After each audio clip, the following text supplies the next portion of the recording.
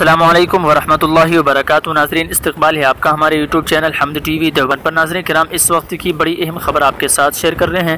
جی ہاں ناظرین، بڑی خوشخبری ہے امت مسلمہ کے لیے۔ آپ سے گزارش ہے آپ اس خبر کو، اس ویڈیو کو زیادہ سے زیادہ شیئر کر دیجئے، تمام مسلمان بھائیوں تک پہنچا دیجئے۔ ناظرین بتلا دیں آپ کو کہ کعبہ کے اطراف کی رکاوٹوں کو ہٹایا جا رہا ہے اور عازمین کے لیے کعبہ، حجر اسود اور حتیم تک رسائی 2.5 سال کی مدت کے بعد عالی شان صدر شیخ عبد الرحمن السدیس کے جاری کردہ حکم کے بعد بحال کر دی گئی ہے۔ ناظرین بتلا دیں آپ کو کہ خانہ کعبہ کی رکاوٹیں ہٹا دی گئی ہے۔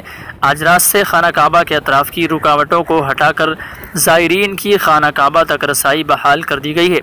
واضح رہے کہ یہ بیریکیٹنگ کورونا وائرس کے وقت سے لگائی گئی تھی، تب سے حجر اسود کا بوسہ لینا عام آدمی کے لیے ممکن نہیں تھا۔ اب زائرین آسانی سے کعبے کے قریب جا کر حجر اسود کا بوسہ لے سکیں گے۔ اللہ تعالی ہر مسلمان کو زندگی میں ایک بار ضرور حرمین شریفین کی زیارت نصیب فرمائے، آمین یا رب العالمین۔ ناظرین کرام، آپ کی اس خبر کے متعلق کیا رائے ہے کمنٹ کر کے ضرور بتلائیے گا۔ السلام علیکم ورحمۃ اللہ وبرکاتہ۔